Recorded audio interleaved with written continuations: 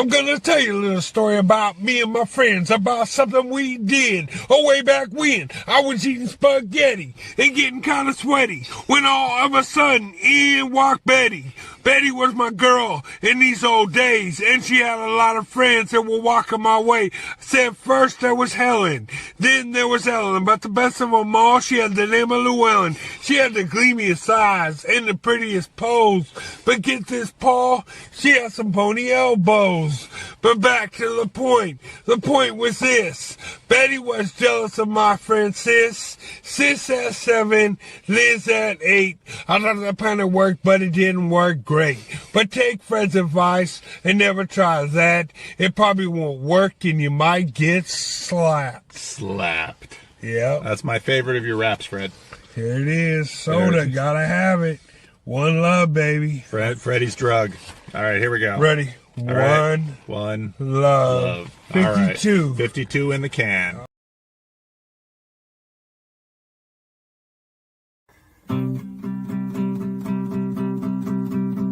Well, I don't know about the meaning crisis, left, right, black, white, or other vices, which Jesus Christ is right, or if we're all saved. From my perspective, our propositions participate procedurally, running in circles. Remember in body, we're in the age of decay. Symbolically speaking, the reapers are reaping, them damn egregores are whispering sweetly. We're all NPCs in the belly of the beast. Red pill, blue pill, bread pill, Mars Hill, or DMT, or whatever you feel.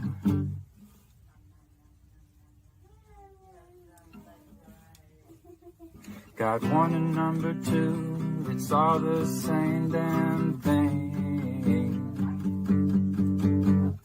So clean your room, repent on Zoom, ontology for dummies, a bird's eye view. 'Cause if you really knew, could you really even say?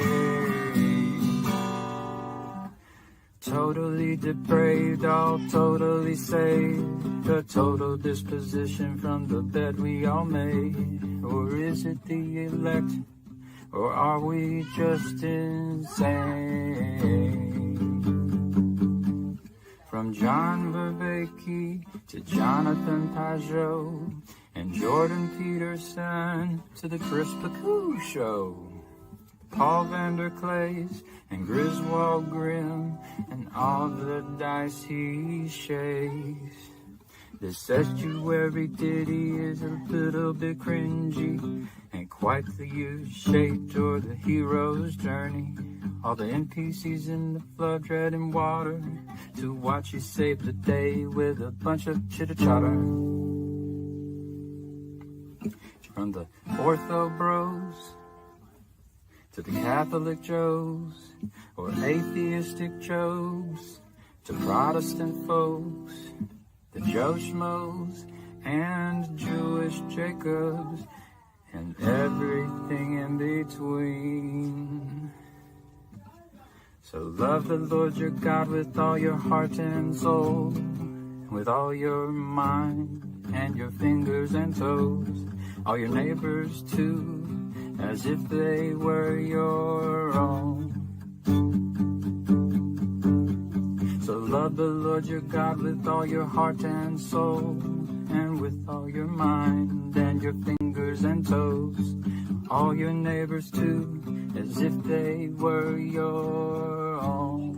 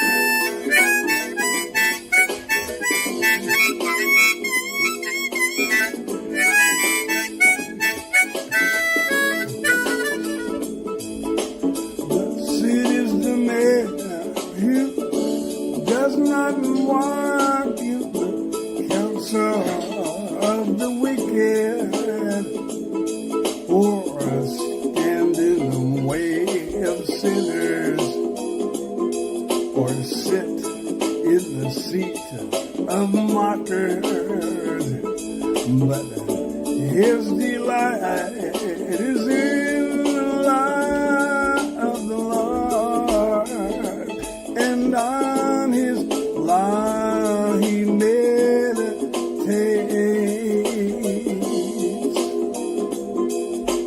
day and night. I kind of hate to interrupt dog bark, but made my promise that I would start when someone came in. So thank you very much. I appreciate it. You weren't able to come to this one, huh? Yeah. I wanted to, but I could have probably gotten the time off of work, but between it was actually going to be a little bit longer of a trip, even though it's a little bit more towards the East Coast. It's going to be a longer drive, and so between the gas and the cost of going down there is, I'd like to. I feel we could probably get something done in the future, like the thing that you got going, Living Stones, little work project, some stuff you want to get done. Yeah, I haven't checked yet to see how many people signed up, if anybody signed up for it. But it's I like that idea because we tend to sit and listen, then sit and talk, then sit and listen, then sit and talk, then sit and listen, then sit and talk. It'd be nice to do something in the middle. Hey, Elliot, how you doing? Hey, Paul. Oh. I was not 100% sure if I would even be allowed in here, but I thought, why not? Lol. Why wouldn't I let you in? I assumed this was only for like Southeastuary people. No. Anybody can come in if you have a question about it, or if you want to chat about it, or if you want to ask anything else. I'm in a hotel room in Asheville still. I spent the last couple of days visiting a couple of cousins, and I fly out tomorrow. So my wife is still at work, so I'll do this for a few hours, and then when she's at home and settled in, then I'll talk to her. But just I figured I got a couple hours to kill, and I didn't know if people had questions about Southeastuary or anything else. I thought, well, I'll jump in and do something with it. Let's see. Who else we got? Benito BB. How's it going? All right. So I don't recall seeing you, Benito. Have you been on before? No, never. Can you hear me? I hear you fine. Okay, fine. Great. No, Okay. never. I watched the channel for a long time, but I never had the chance to. No. Oh, No. well, welcome. Oh, wait. Well, first, any questions about Southeastuary or anything like that?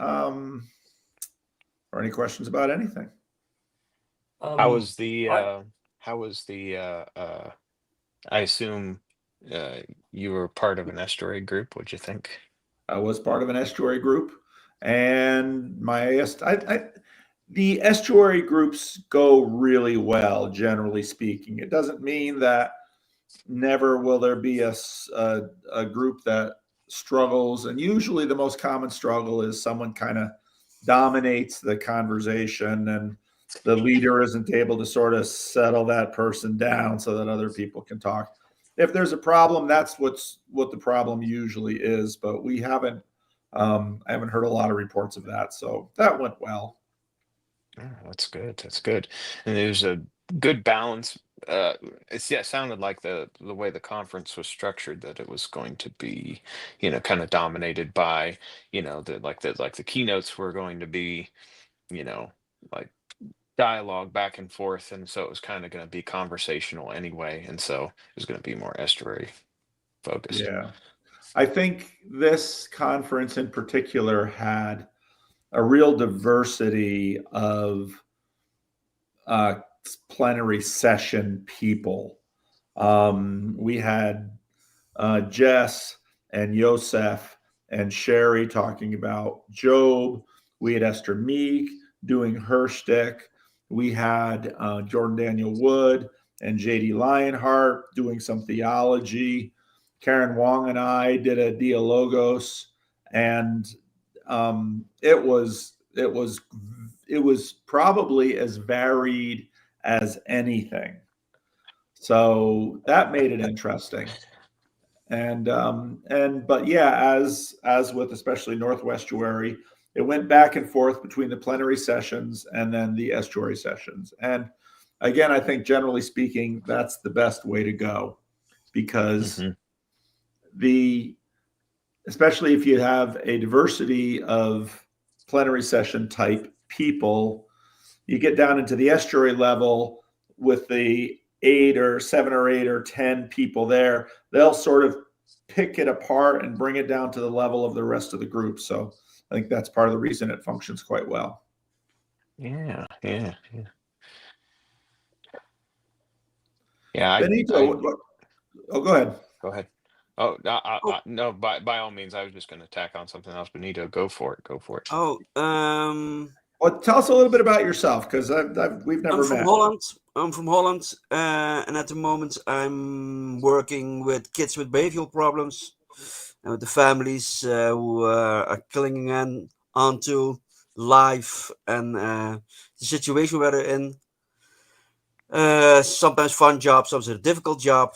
Well, I have a totally different thing to ask, and that is, my father died 5 years ago, and in this month, in this week, next week is his the day that he died, and after his death, I start to think about what kind of person he was, and he went to church and he helped always the pastor, and he loved scripture. He not translated that much to us in the family, but he was always bright and full of love to go to church. He was a quiet man, worked for 40 years in the same place, sacrificed all of his things what he liked or he wants to do. And I know this may be strange to say, but back in the day, you could say you were from a kind of house. You're from the house from, now you name it, and sometimes I think, and maybe stupid to think, but he was just from the house of Joseph, a man, a family man who's quiet, who puts women for his wife first, his children first, and he became more back, was a little bit technical, built a part of his house, knows a little things about life, but never opposes us to it. So you should do this, you should do that. Listen to us quietly. And we never talked about it, what Joseph can be for families. And I come to these families' houses, and they are mostly traumatized by the church, directly and indirectly. And they don't want to hear anything of it.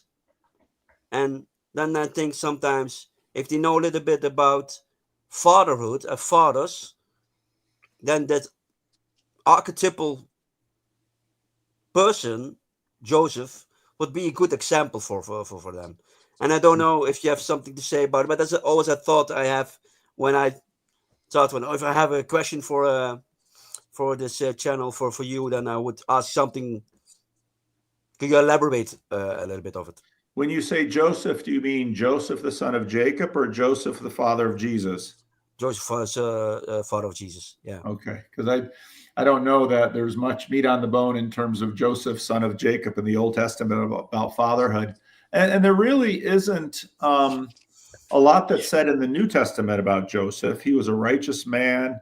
He was upright. He, in the fact that he chose to, and when learning about Mary's pregnancy, decides to dismiss her quietly because, he didn't want to harm her. So those kinds of things tend to lead us towards the assumption that Joseph was a good man. And I think also, just in terms of Jesus' human nature, I think the goodness of Joseph is probably also also a good indication. So, but I think you're right in terms of a father. There are ironically not a lot of great fathers in the Bible. Yeah.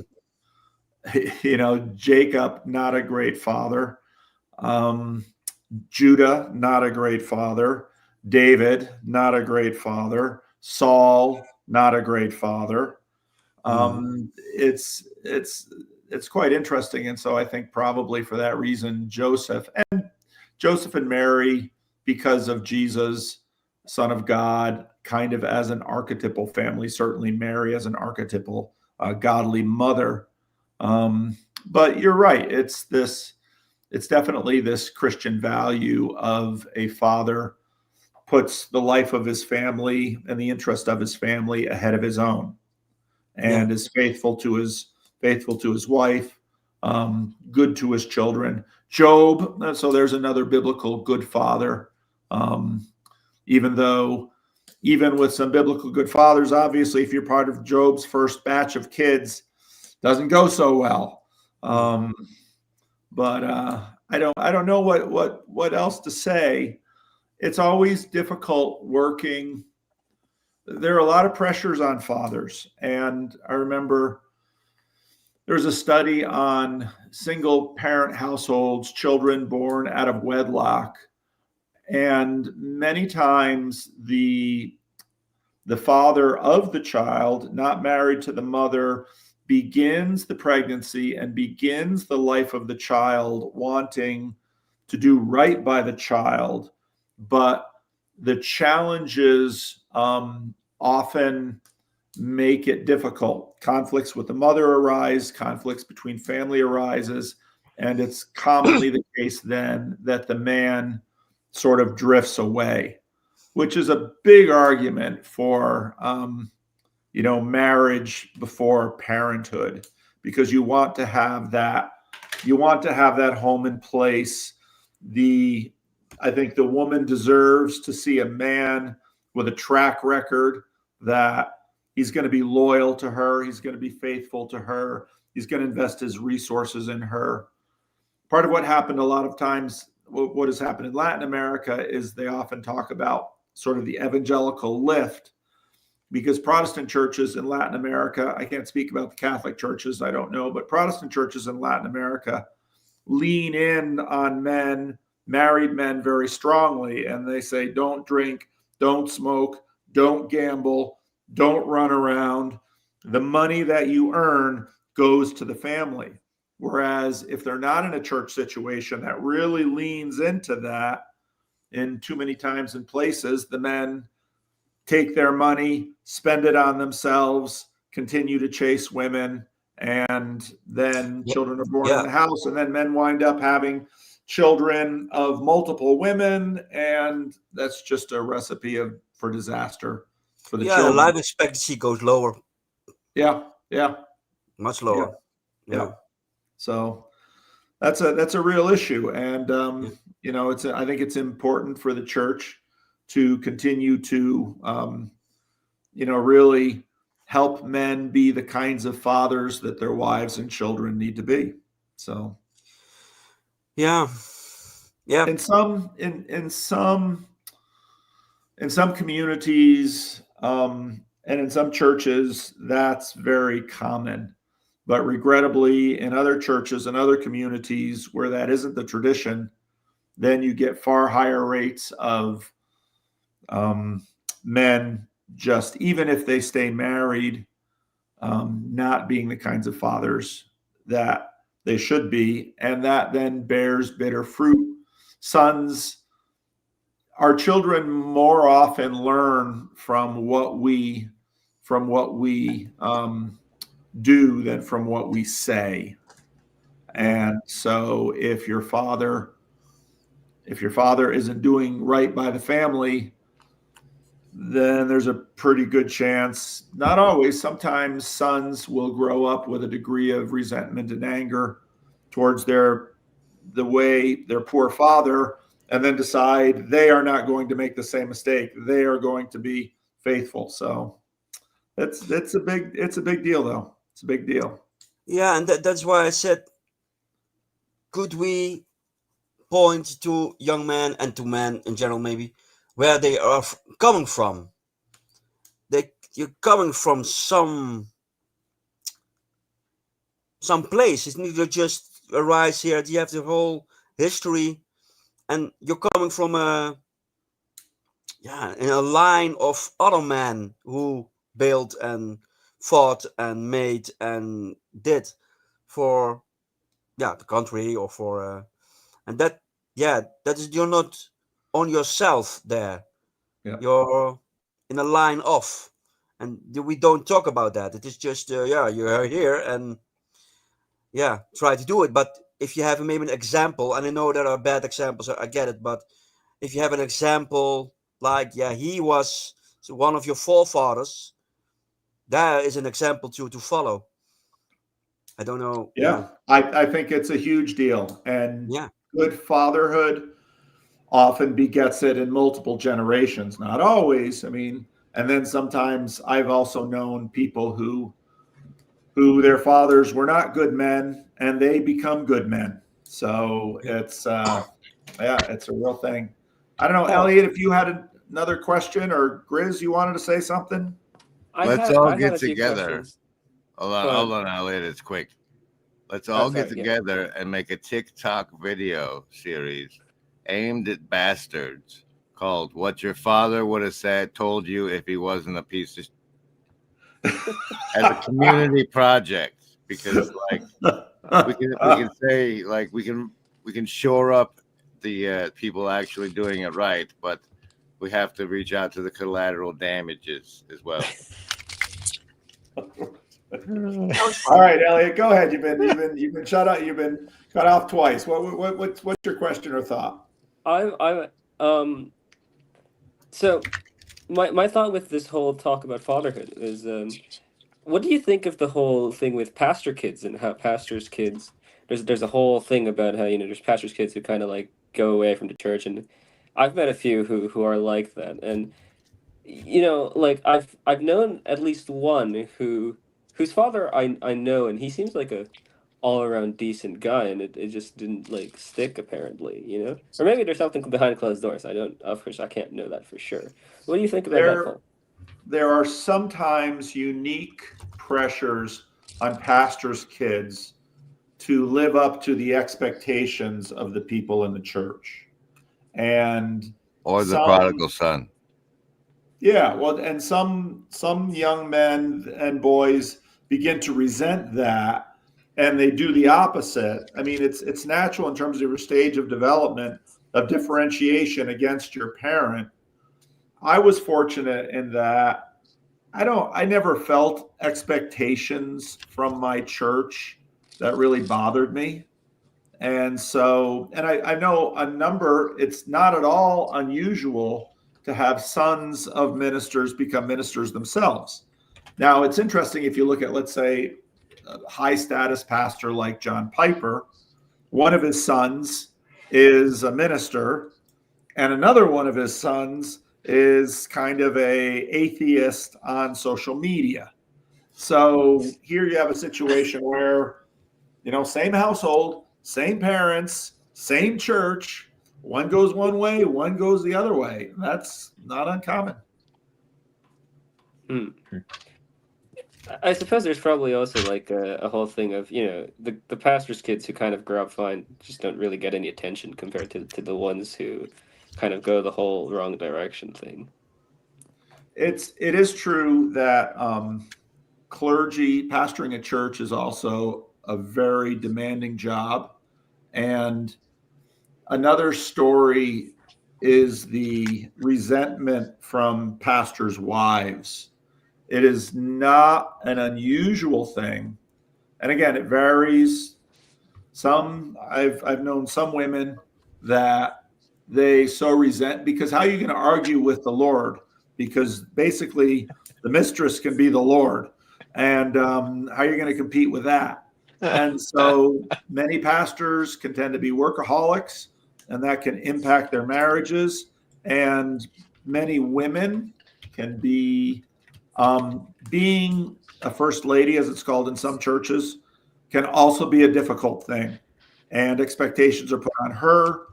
And what happens is she basically, when he's done having it for his main job, she's like, I'm never coming to church again. So yeah, it's a particular thing that does sometimes lead in negative ways, but not always. Some women love the role, and I've known both kinds. Thank you, Bruce. Alan. Look at Hey, Alan. it's a party, people. Alan on? on the street. On the street, I'm walking over to a men's Bible study. So, I'm here to be a stronger man. Did they check your genitals at the door? Yeah, in New York? actually. It's New York, so you have to double check them. So, They just have a dog sniff. yeah. Are you guys doing the Nah. Book of John? I'm gonna do the Book of John. No, we are not in the book of John, in the book of Matthew. That guy. But I don't know. I just whatever. I guess I wanted to talk. But PVK's statement. I think one thing I wanted to just add to this is, and whatever. It's a very general idea, but I think the corner is in a position to talk about this. Of like, it really annoys me when people are like, "Oh, well, it was so demanding that I isolated my family from me, and now they hate me." And it's like, well, you just worked it. Like it's like, oh, I was so busy, like making sure the coffee on the boat was okay. I didn't realize the giant hole in the boat. It's like, what are you talking? Like, it makes no sense to me. And I now that I'm more around church culture, I get like, oh, there's pressure to be this way, or your son needs to shape up or ship out, and I needed, the congregation expected me to scream at my child when he was caught drinking. And it's like, yeah, I get that, but it's just also like, shouldn't we like, isn't there an adult way to be like, yeah, I think like, posturing and positioning ourselves in such a way that we force people out of our community is a bad idea. And, in the same way of like, even with the earlier talk about like, oh, the in Latin America, the evangelical bump, it's like, well, there's a reason why some men don't want to like quit gambling and smoking and blah, blah, blah. Like, it needs to be positioned. It's not like these are workhorses and it's like, oh, if you hit the horse harder, it goes faster. It's like, that's not the attitude we should be having. You should be like encouraging and like getting people excited to walk this life and participate, and not just treating it like, did you know if you beat your slaves, they'll work harder? It's like, what?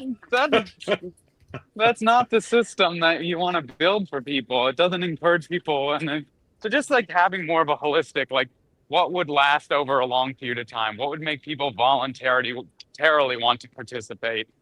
That adding that to the conversation, as opposed to just like, we'll get better results the harder we hit them. Yeah. Winsome over steep slope. So, PVK there. Hey there, What's that? PVK. That Steven guy in my chat is asking about my dinner with John Heers. So I have to clarify that only would have happened had I been funded to linger for another week in North Carolina. I have safely returned to my studio in Oklahoma just finally, right as PVK started this stream. Wonderfully so. However, PVK has a new event coming in November. What's it called, PVK? Work Estuary. A work estuary this November, and I've decided to try something out of this world. I'm sure his thing is going to start on that Friday. So what I'm proposing is this thing I'm calling the Bricktown Bounce. The Bricktown Supra Bounce, where the Thursday before that Friday, up to 12 participants fly into Oklahoma City, into Bricktown, where we'll do a Supra-like event. If the person is going on to work at PVK's thing, there's no charge. But if they're filling one of those seats and is not going to help PVK, they're going to help fund the Supra thing. But so like the night before your event, fly into OKC. Let's see if we can let's see if we can. Does John Heers live in OKC? No, I'm close enough for it's me. It's close enough for me to get there, and it's an airport. So Oh, okay. I thought it'd be worth giving it a shot. If you're interested in the Bricktown bounce, let me know. All right. I didn't really expect anybody to fly into Sacramento for this thing. I expected we'll get some people that are within driving distance, but I might be wrong. Yeah. I'm open to anyone, obviously. This is the internet, Paul. I mean, I do my best contributions probably to the corner with my hands, so I would be willing, but you know, Yeah, where you're from? Spoons and Elliot? I am from I well, live in London. London. Okay. London, and I'm from Northeast Yeah. Ohio. Okay. Yeah, Chris? So You're from Oklahoma. Sacramento? I think the Oklahoma. commute will be a little bit too far for me. Lightweights. You gotta have dedication to our cult. I mean, community. our culture. Yeah, no, it's I it's a- plan someday to fly there by myself, but November is not that day. Yeah. So I PDK, this suspect if this goes okay, I suspect there'll be more work estuaries at Livingstone's. This is a kind of a proof of concept. I'm hoping that we'll do also a regular estuary conference at some point at Livingstone's, see how that goes, and I don't know. We'll see. We'll see if Livingstone's can pull it off. Well, Paul, you have 33,000 subscribers. You surely have a few people crazy enough to fly over to Sacramento in that 33,000. Can I roll savings throws, Pauls? These particular savings throws are particularly against the OMG subscriber count EPing. Mind control. Your subscriber count is over the years you've been doing this, and people subscribe. And how many subscriptions do you folk have on YouTube? Is it over 100? How many of those channels do you actively watch? That this mind control roll is against that specific mind control roll. To get your savings throw, you have to choose between survival, social, wisdom, or heart as the basis for your resistance. I roll the die 10 or higher, half damage against Paul's massive 33,000 subs. Survival, social, wisdom, or heart. Heart. Choose. Kiki. I'm just saying. The other day I saw another Christian YouTuber get paid $2,000 to play Minecraft, of all things, and it's like you just need one guy to do that, What is it, Grizz? Survivalist with an 8, socialist made it with a 10, wisdom, folks, 15, heart, folks, inverting this morning's roll with a nat 20 to overcome the heart nat one this morning. That's a +3 on the next stream save. Indigo kids with a 15 there. I was screwed all this morning, but now I am good to go. Tell me, Isaac. Tell me about how your mind was controlled by something you saw. Oh, something I saw. Well, it was oh man. Well, I've been thinking about a bunch of different things, but there was an old friend that struck up a conversation, and there's some storied things, but it's kind of it's a bit of a rabbit trail, but it's been dominating my thoughts, and I was like, man, if I only had those savings throws, I could probably guide my attention here for the whole day, but instead I just kept dwelling on it, which it's kind of on brand for me, but If your Salience landscaper does push-ups, you get a +1.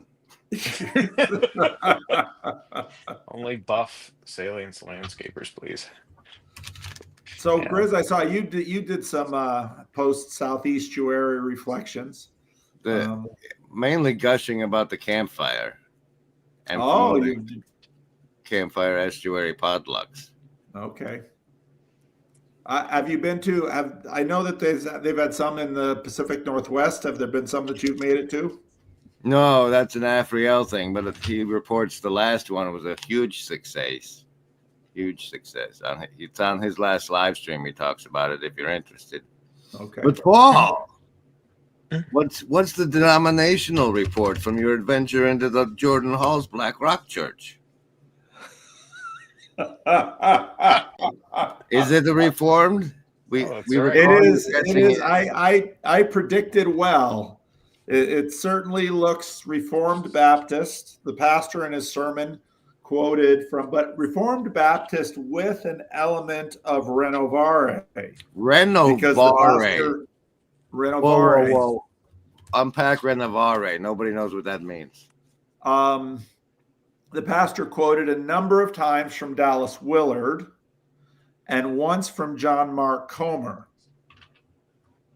So he's well But read. it's very much Reformed Baptist because they didn't have much liturgy, because we sang some songs and then we just did communion. Then we sang some more songs and then there was a 45-minute sermon and then we sang a song and we were done. And I thought my church was fairly light in terms of liturgy, but my church seems positively orthodox compared to the liturgy there. But the place was packed, filled with delightful people. There's a guy in the church that works in basically meeting theory, and so I talked to him. He was very interested in estuary. Then a bunch of us went out for pizza after church, and that was tremendously fun. So it was just I got there and I was sitting there doing my DNA analysis on the church, just watching all the signs, just enjoying it greatly. And Michael Sartori and his father-in-law moved in right next to me, one on either side. And so it's a lot At of the beef. pizza place?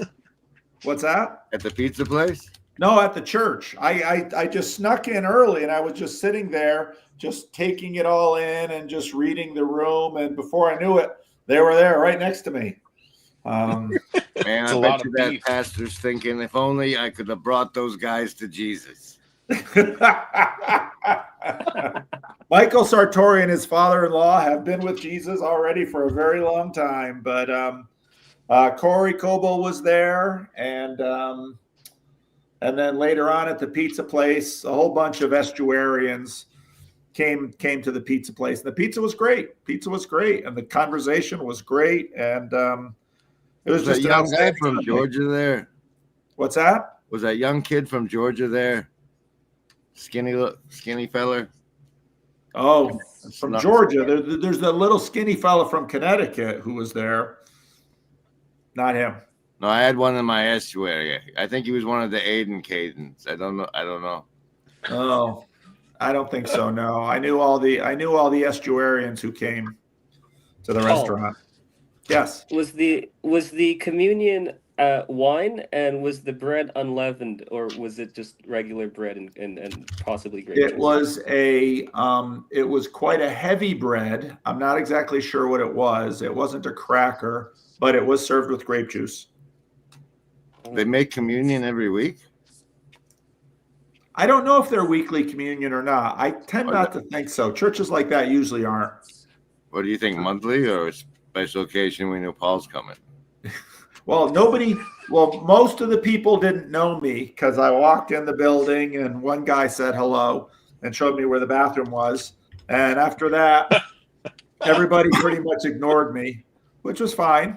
It's an interesting first impression to make. Bathroom's over here, fella.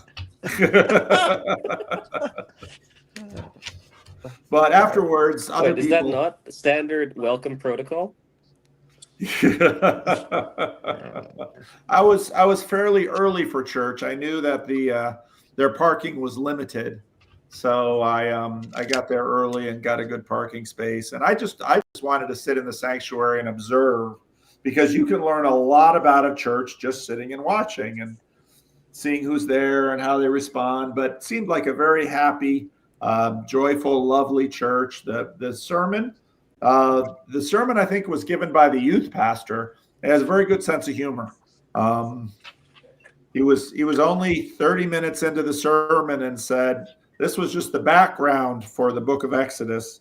The real sermon hasn't started yet, which kind of made everybody think, how long is this going to go? Oh, But no, it was a great service and lovely people, and really glad I went. Nice. Oh, look who's here Hi. from the Netherlands. Yes. Boy, it's Europe time. You guys must be night owls because it is late in Europe. Yeah, It's doing a midnight. little late 1 night o'clock. work. That's that breakwater lady, isn't it? That's the breakwater lady. Breakwater Those are the lady. rumors. When's the Kathy, what's I think I will breakwater? see you When in is the it? London breakwater then. Oh, great. Very exciting. London one. Yes. Yeah. Yes, there's we're doing 3 different exchanges. We were going to do the festival in the November, but yeah, we didn't get enough funds to make it work. So we pivoted and we're going to do 3 exchanges. So basically 1-day events that are aimed at the local communities and the local languages. So we've got a couple Germans who are speaking just from the community, Jan and Tobias, I think, or Tobai. I can't remember. And then Jelle Houseman, who was actually on your channel a bit ago, Paul. He's going to be at the Dutch one at the Ben Oss house. And then I'm actually going to be showing my film at the London one. But we're also partnering with a group called Quiet Revival. Zaharia, she helps run the Mother Maiden Matriarch Discord, the unofficial one. I don't think it's officially connected to Louise Perry. But anyway, she does a group where they open spaces to have people who want to talk about religion. So they're going to have like a little panel and talk about what they do. So yeah, it's all coming together slowly but surely. Will you do Awesome. will you do a representative from each one afterwards? Come together, like the 3 come together and talk about it for us? Yeah, that's the plan. And we're trying to get some videos together of like of the speakers in their language to like show on our Breakwater YouTube to just like let people know what they're going to speak about, because our schedules are a little, they're not very detailed, what we have. But Paul, I can send you the official schedules and you can post them somewhere. Okay. For people, because yeah, there's still tickets available. We're capping all of them at 50 people. We don't expect to get 50 people at any of them, but that's sort of where we're capping it. And yeah, we're excited. Yeah, Where is it? Sorry, what was that, Where Bruce? is it? Where is it took place? Is it taking place? Yeah, there's 3 different locations. I don't have the addresses, but Paul, I'll send them. I'll email you right now all of the schedules, and then Okay. you can. So yeah, you can Benito spare them. lives in the Netherlands. Sorry. Benito lives in the Netherlands. Oh, great. Oh, so it's in Lausen. Luisden? Lausen, yeah, Okay. yeah. Klein plaatsje. It's a private home, so I don't want to put the address out. No, it's fine. Okay, I will look it up on the live stream, but yep. There's a. Yeah, let me get the information. I'll send it to you, Paul. So those babies keeping you awake? No, work's keeping me awake today. Farady's Oh. taking. Faraday usually takes the night shift. That saint of a man. Oh.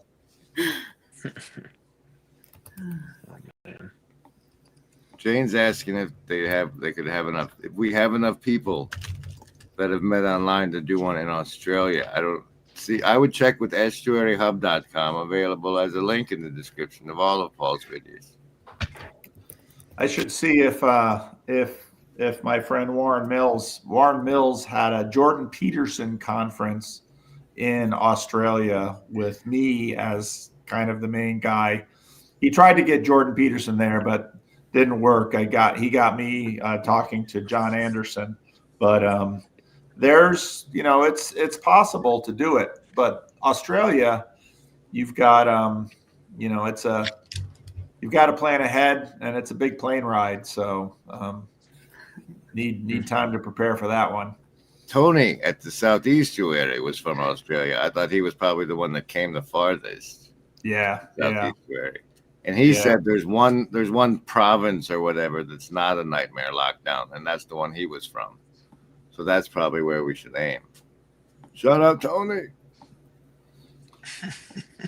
So Paul, go ahead. Is that something you would do, Paul, to go on a pilgrimage? Not all, that's impossible, of course, but a lot of churches through all America. There's a lot of churches in America. Yeah. There's a lot of churches in a lot of places in America. That's undoable, of course, but would you and the wife do what Demir and Joe did, the estuary road trip? Yeah. I don't know if my wife would want to do an estuary road trip. We love doing road trips, but she likes seeing national parks and stuff. If I said, honey, we're gonna spend 5 months going from estuary meeting to estuary meeting, I don't think that's how she wants to spend 5 months. But if you bring Van Donk instead, it'll be like Van Donk would do it in a heartbeat. And that would be like that Kick the Bucket movie they had back in the 90s. Yeah. The bucket list, they call it. I'm going. Bucket list estuary road tour. That van might be available. An old van. Estuary road trip, Van Donk's last stand. Yeah. In an old van. Yeah. How is it like for you and him to be able to be together again at the Southeastuary? It would be more like plane, trains, and automobiles, because that's what the first European trip with Van Donk and I was like. Okay, so you Van Donk and a camera crew. Got it. Yeah. You need a camera crew, and you could film us sleeping in Job's Yaris behind the fire station across the street from his house. Sleeping in the Yaris, baby. How was it to have your friend with you at the Southeastuary and like be invited at the last minute? I was invited very early, but I didn't know I could go. Oh, okay. Because I had three fall things to consider.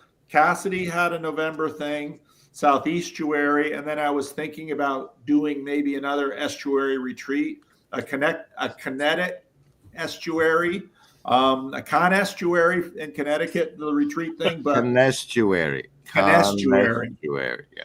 But my sister already had one of her groups in for that weekend, and then just the way it worked out, then I knew I could go to Southeastuary, and so, but Dave had asked me right away, but I had sort of had to wait to confirm. Yeah. So that's why I was such a latecomer. But it's always fun doing these things with John Van Donk. I love John, and whenever we do something together, it's a hoot. For everyone watching, I'm sure.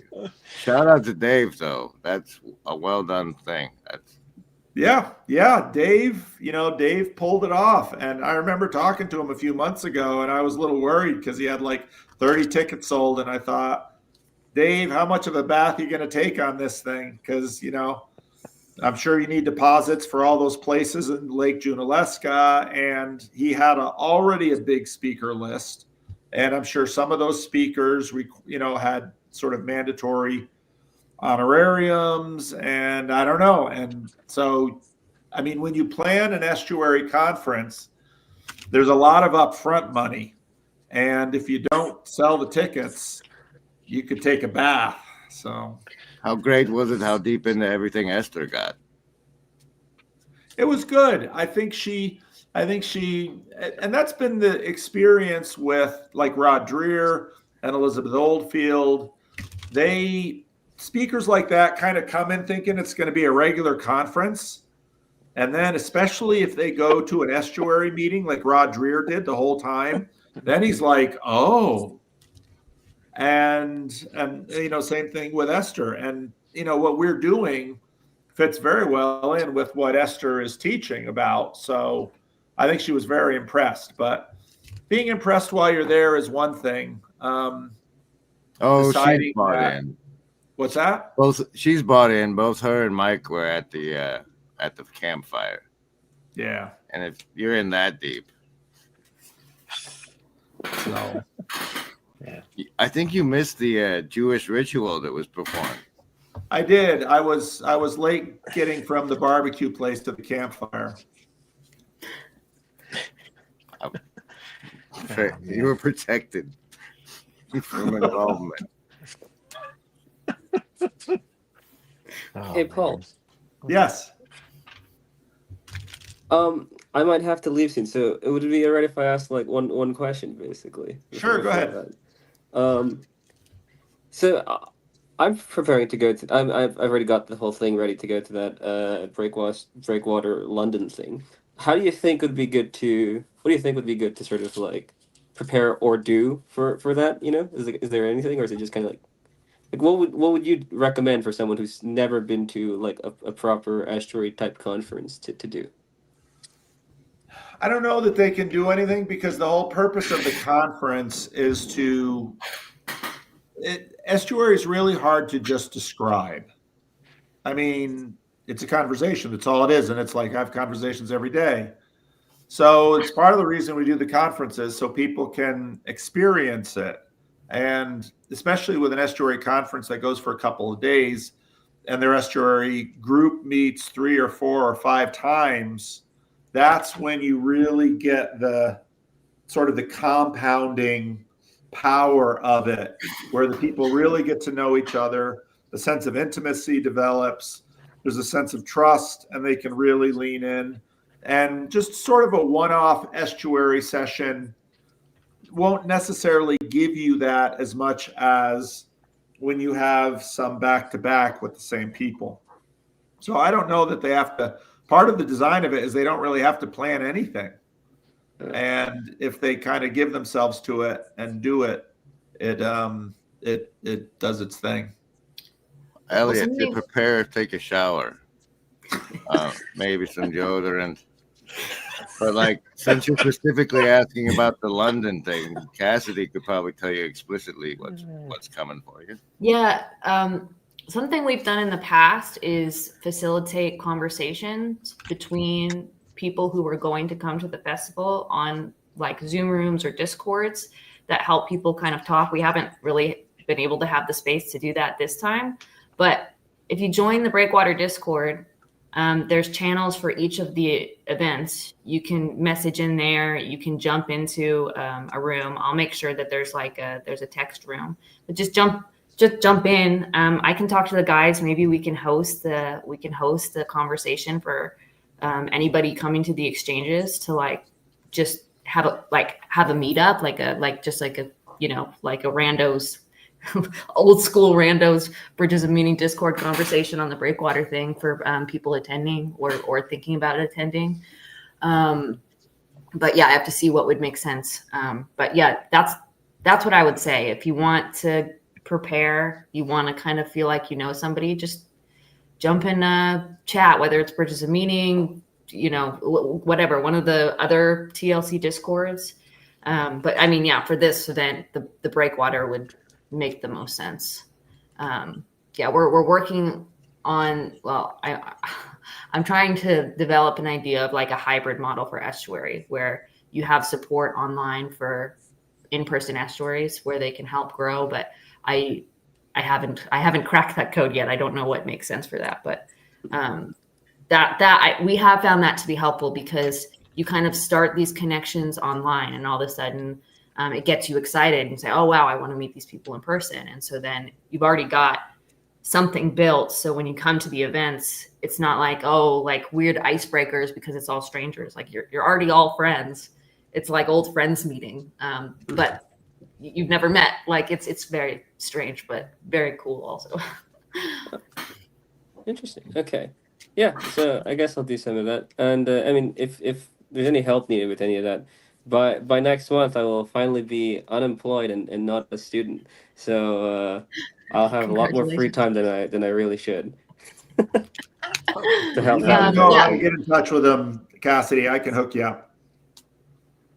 Sorry, what'd you say, Paul? If you need to know how to get in touch with Elliot, if you want some help, I can hook you up.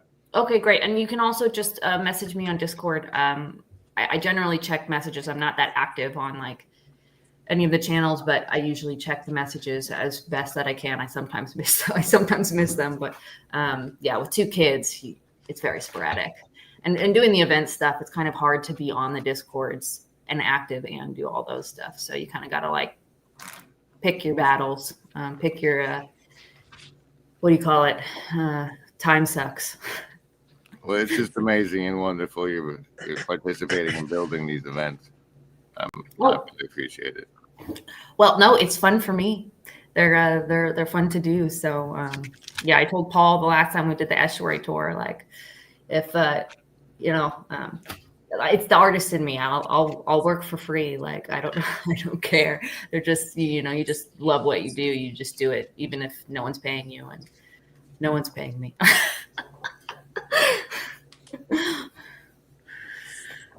Yeah, just in Northeast Ohio, there's been since Midwestuary, Zepp, John Zepp, and um,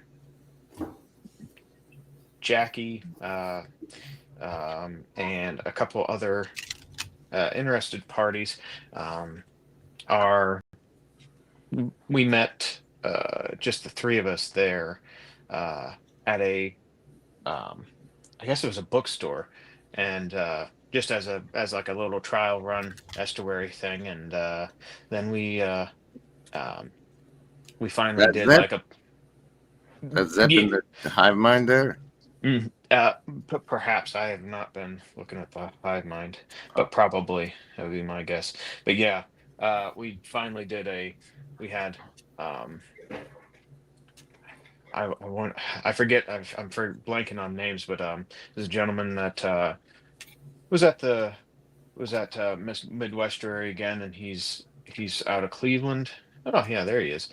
Um, Ron Copperman says, "Where in Ohio?" uh, well, that one was we met in Hudson at a Panera Bread, and we actually went through and ran the protocol proper. Bill, gotcha. Look at that coming in clutch. Uh, yeah, and he brought his friend Ron, I think, and they've been uh, accountability partners, I believe, was the relation there, and it was riveting conversation. Went through all the pitches, and it Was was one of the pitches where to meet next time? Is there a future of this, people?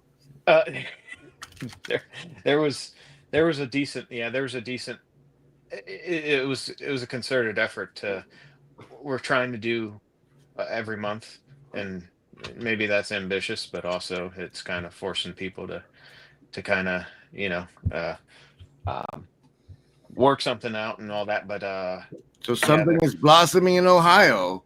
Contact Spoons or Zep for more information.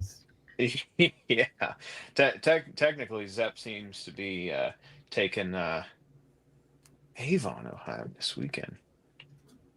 Oh no shit. Are you Okay. an estuary guy? You ever do that? You ever make estuary?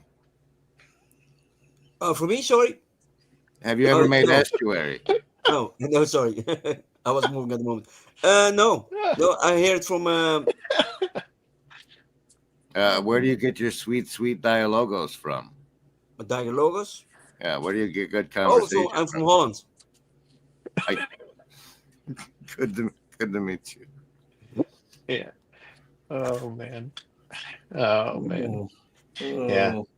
No, it was good. It was fun. We actually had uh, a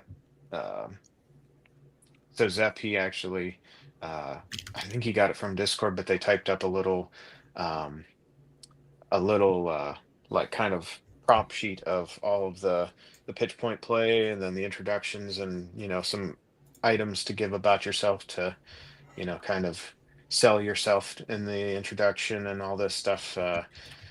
So there was a little kind of in hand copy to kind of read from to keep the thing going. But when we got to the play thing, we were kind of going. It ended up being a conversation kind of about generational transfer of this and that to from you know, boomerdom largely, and then down to, you know, Did you come to any youngins. conclusions? How are we going to do it?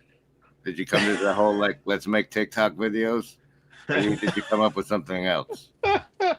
I mean, there's a whole bunch of stuff. It got into kind of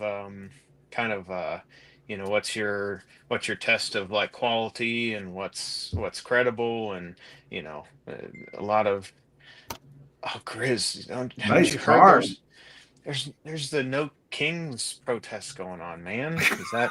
Is that I don't know. Some someone somewhere is getting a really good feel. There's Mark Parker. Mark Parker was at the No Kings protest. He did a live stream, and King of Spades comes up. Card of the Well, show.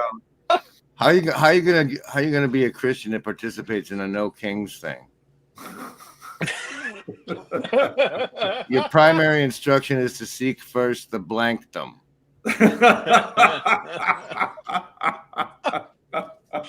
Oh man. Oh. People error. Yeah, but from what the news comes over here in Holland is that your whole country is on the move.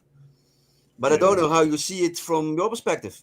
Don't believe the news. What's happening in Holland on the news? No, what we hear is that everybody's on the move and everybody is protesting constantly, and one movement, thousands and thousands and thousands of people. I don't know. Open rebellion?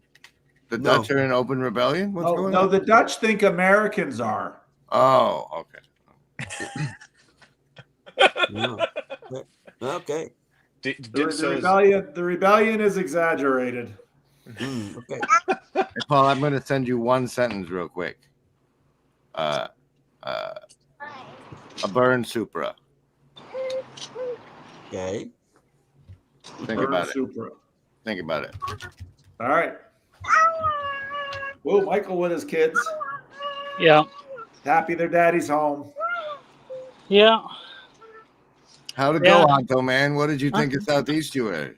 Well, you know what? I was really happy because I made it like the whole weekend without like being overwhelmed by trauma dumping.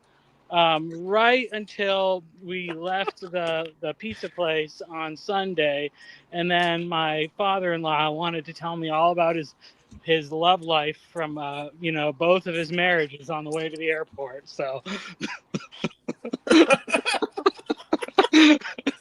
since we're talking about the transfer of boomer knowledge, That's great. That's great. Confess, repent, transform. And you got to hear confession. That's fabulous. Yeah. I have a Tents for Temples book now, Mike Sartori. I'm so happy. You might even get a chapter read. Well, great. That would be great. So what do you think of the event? What else did you get from the event? I liked it. I liked it a lot. I mean, Did you skip the campfire? No, I was there. He was there. He's invisible to me, this man. Yeah, I don't know. I was sitting in the back. I was behind all the other people. The highlight of the sing-along was the Christian nationalist song, correct? It was that's the song that everybody knew the words for.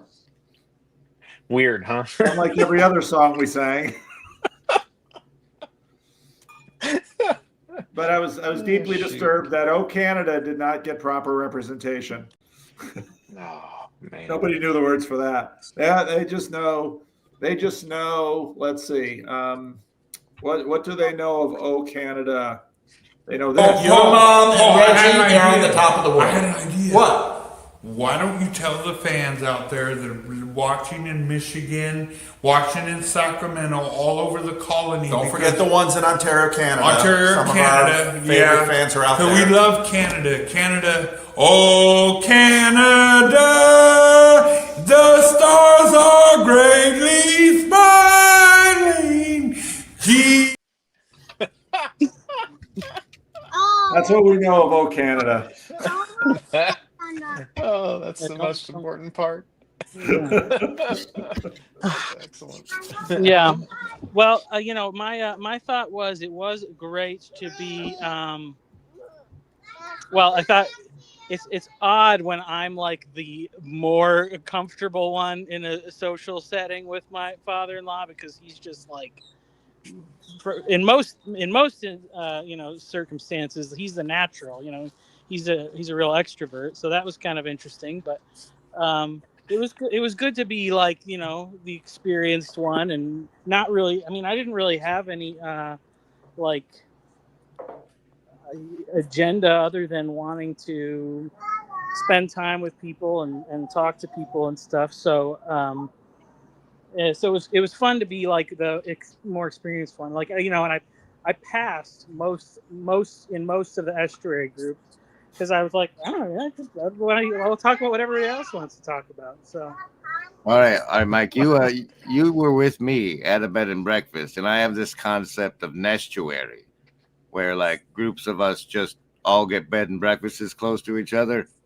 What was your bed and breakfast with event people like experience? Like, what do you make of the bed and breakfast part of the experience?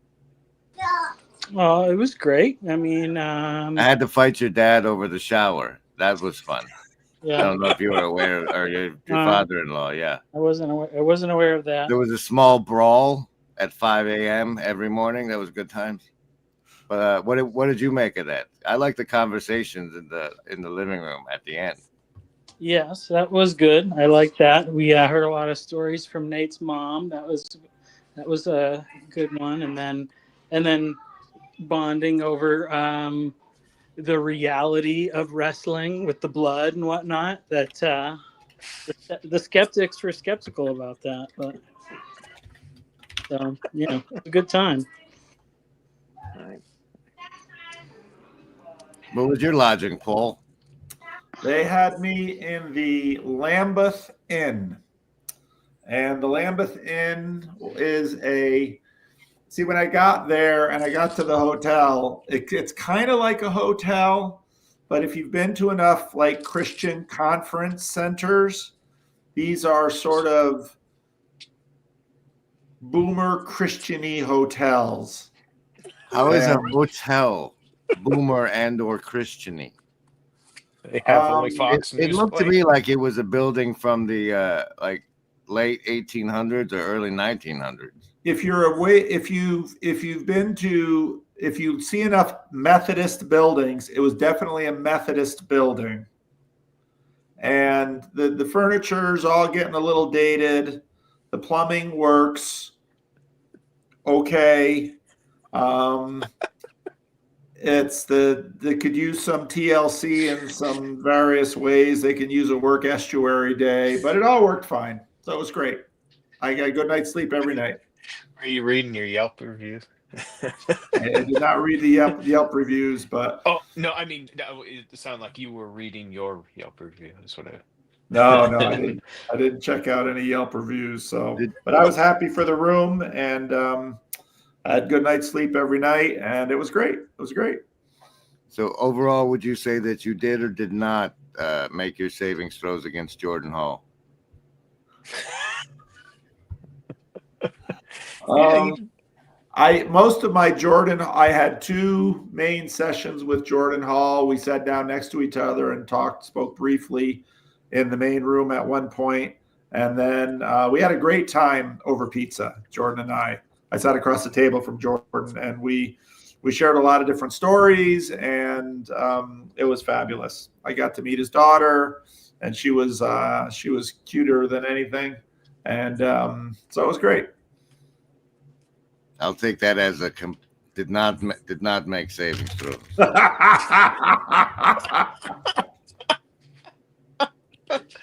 Oh man!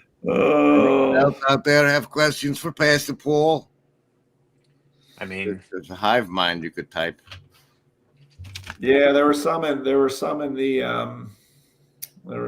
way back. People asked some things. You got to put question by it. We like three or question a super marks. chat or something like that, so it stands out. Otherwise, Yes, maybe a super chat, ladies and gentlemen. well, look at this. I see the little link on there, so I think that one went to you there, Grizz. So that is, and that's excellent. I have shadow cabal of executive producers.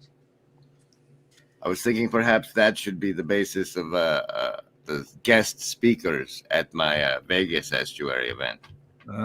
Stay tuned. Stay tuned. And here comes Zepp himself. The legend. Hello. How's it going? Hey, it's going good. Good. What's going, man? That's right. So this super secret Ohio estuary meetup thing might become a regular thing. We're working on it. We're working on it. Hang on, I'm getting some echo here. Uh-oh. I got some echo. Hang on one second. Blame it on the rain. Yeah, well, we just kind of got working on it, and I posted in the Midwestuary in the Discord. Anybody interested? Like 6 people said yeah, so we just fired it up, and just kind of trying to take action. That was kind of part of our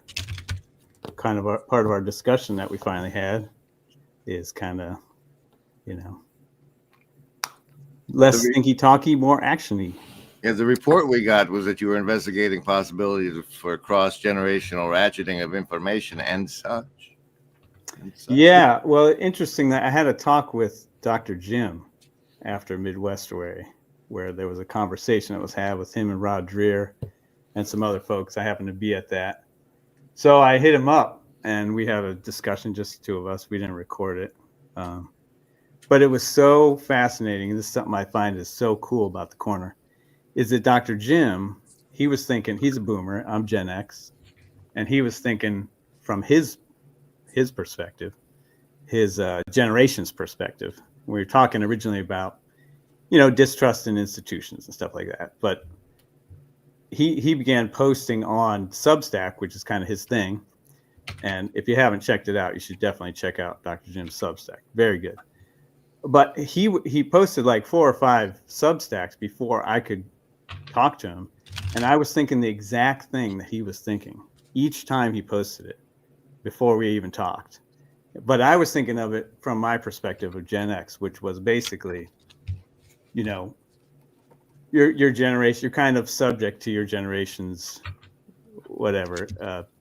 I guess the mimetic substrate. Exactly. Yeah, we'll go with that. And you can't really escape it. Like it's baked into who you are somewhat. And the part of the context of the conversation was that Gen X was resentful of boomers, et cetera, for things that they may have passed on to our generation. But then Dr. Jim was thinking this exactly as I was, that, well, you know what, maybe I should consider that.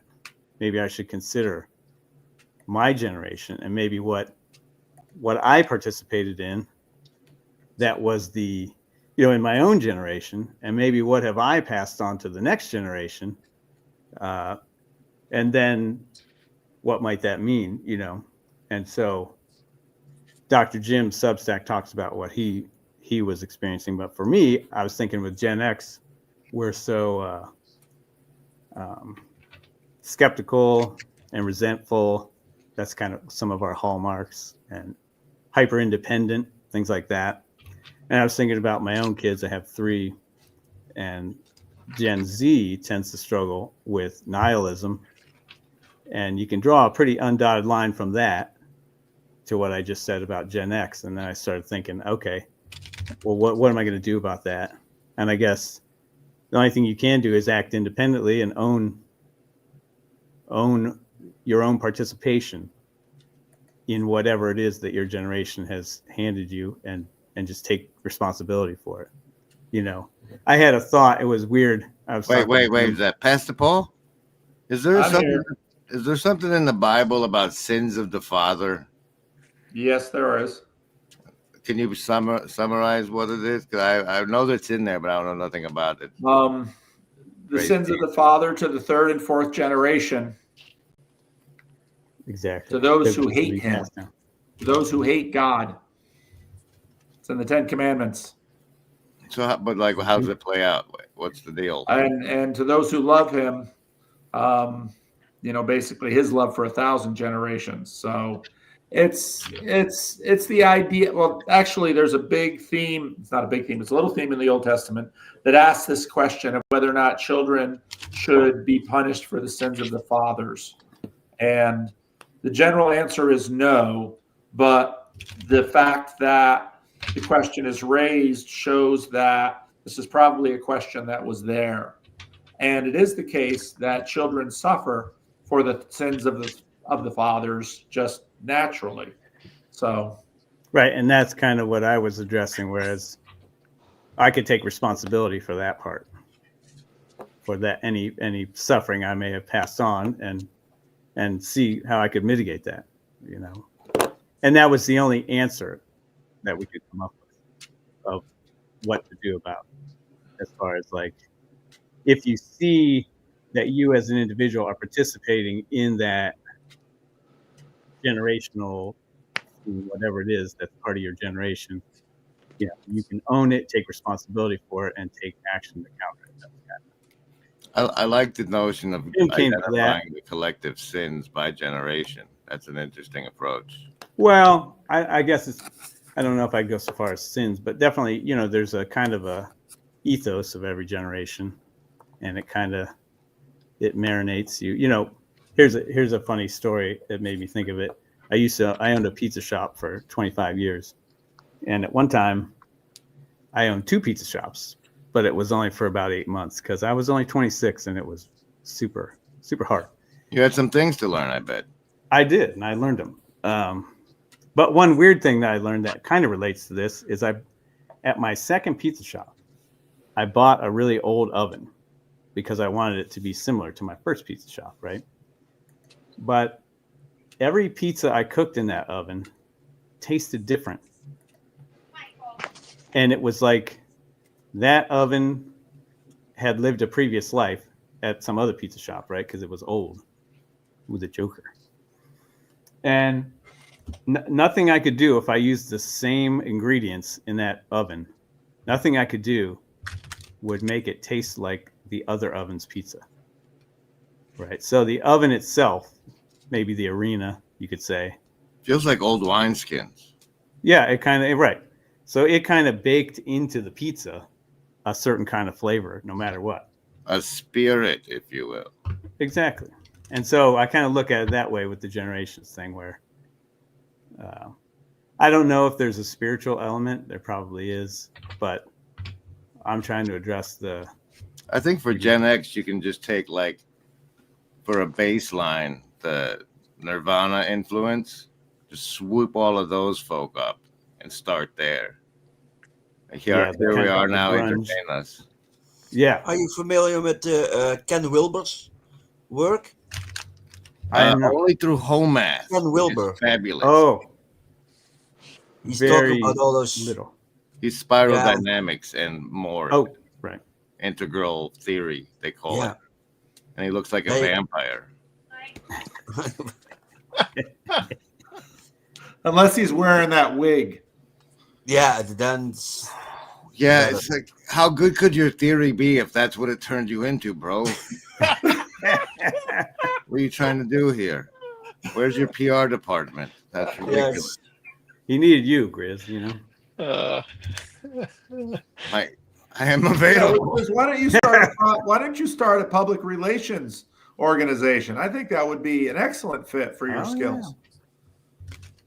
I need someone to hold my hand and walk me through creating a business like it's something you have to learn how to do. Unless you guys want me to have the AI do it.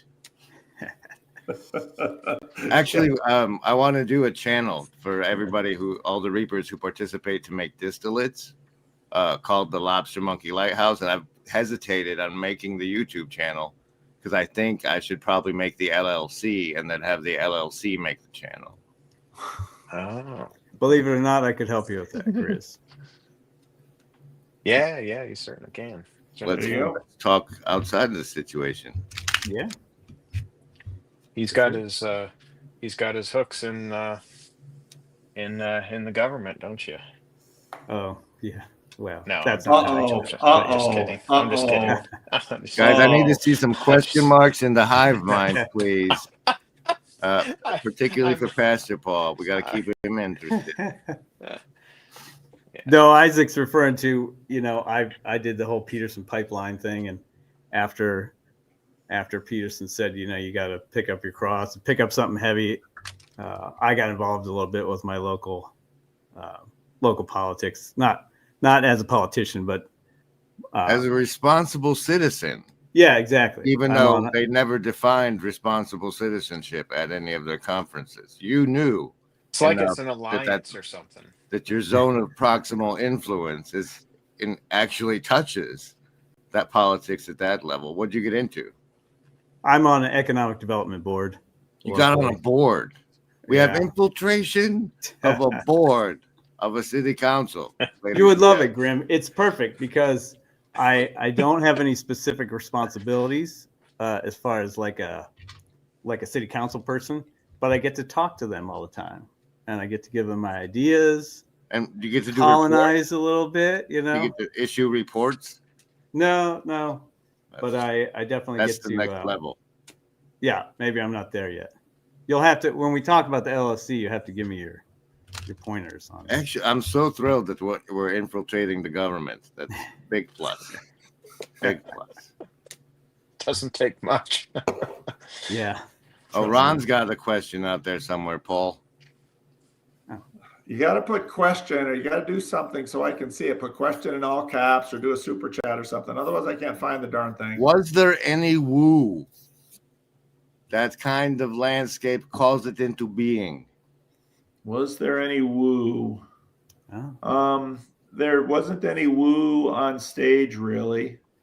I would say that there were probably moments of woo, but they would have been quietly happening around the fringes.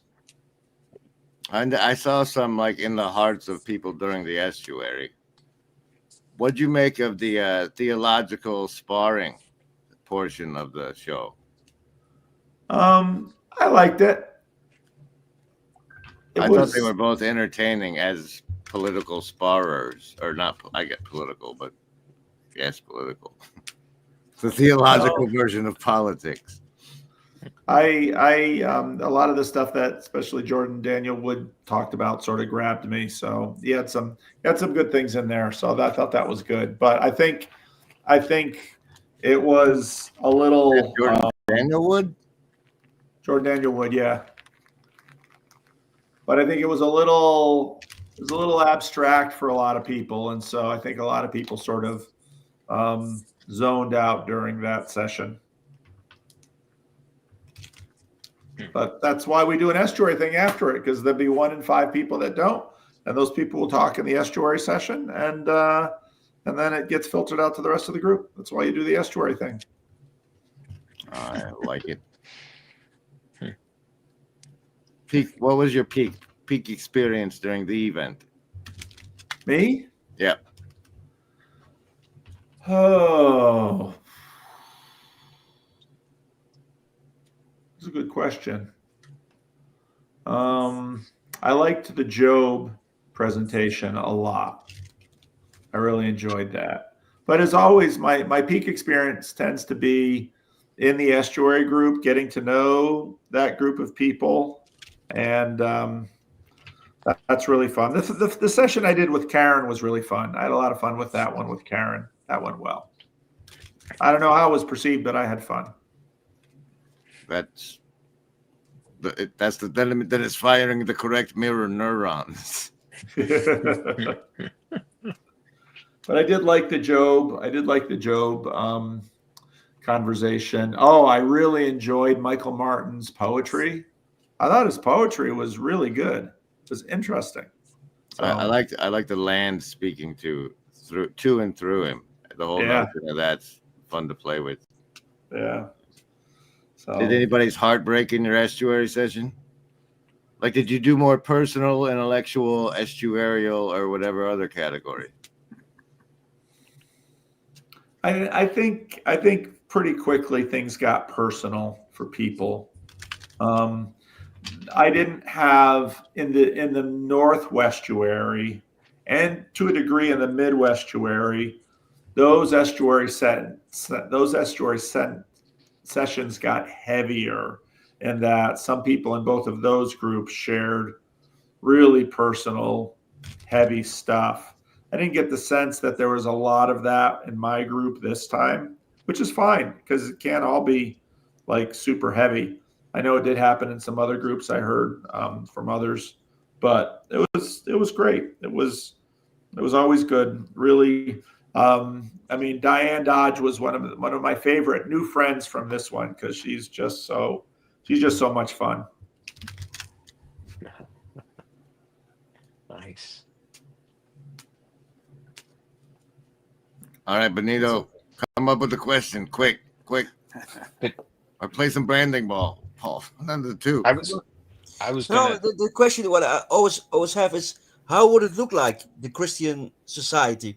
You have multiple talks about it, dozens of ideas people have. How would it look like? Well, Would it you look get like just like I think sometimes here in Holland, we some people go on Sunday to church. Sometimes maybe twice a week if there's some for some people who are really into it, but a lot of people are working schools, working with the waters. We are busy people, and they're not constantly, I think, somewhere busy with their religion. So your question is, if Christian nationalism wins, what does it look like? Not like nationalism, but well, what if a big what does a society percentage of your country is Christian religion, and how would it look like? That's an outstanding question, and it's difficult in many ways because, as you said, you can have these moments at a church service or at a conference or even at work when something happens and there's a redemptive moment, and you just really see that people are healed and blessed and wholeness flows. And the idea, I think in some ways you ask an eschatological question, because the difficulty. So when I read the Gospels, I often think of the fact that I don't know if this age can actually hold the kingdom of heaven in the way that God wishes to deliver it and to give it. And for that reason, we await a new heavens and a new earth. And it doesn't mean there isn't mission or purpose in this age, but doomer. That's such a black pill. There's a connection missing. This age is tougher than the no, sir. We can do.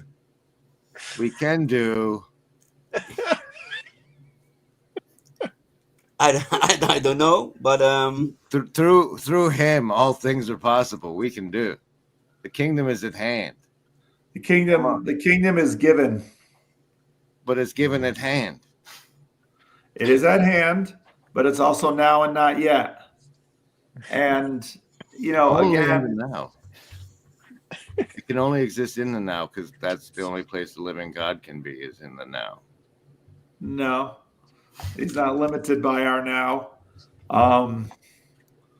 So it's in this dispensation, there are limits to what can be done, which is why the book of Revelation looks the way it does.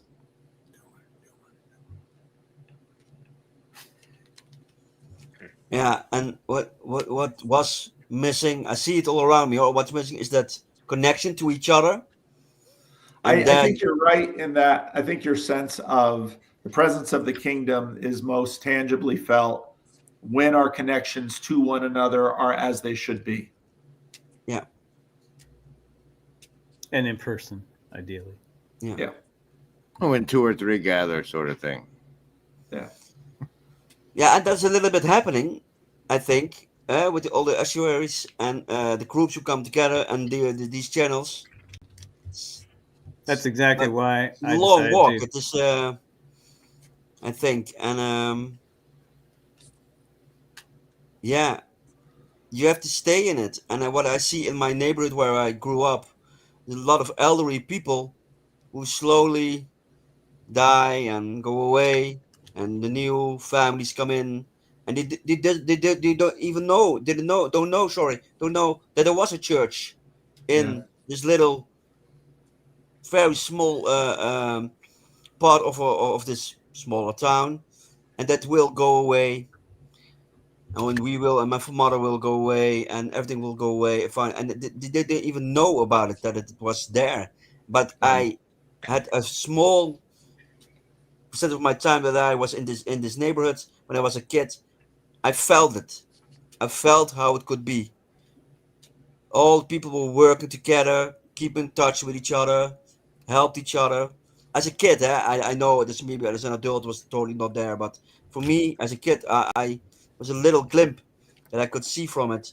And we went weekly to the church, and people asked each other, "Can I do something for you?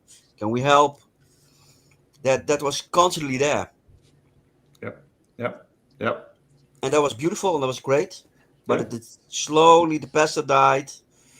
He was a very good pastor, and slowly it erodes to nothing in some Yeah. sense. And you can see that in the book of Acts at the end of chapter 2 and in the end of chapter 4, you have these sort of halcyon kingdom moments where you get the sense of the presence of God's Spirit, and then things come in. So in chapter 6, you have Ananias and Sapphira, or I'm sorry, chapter 4.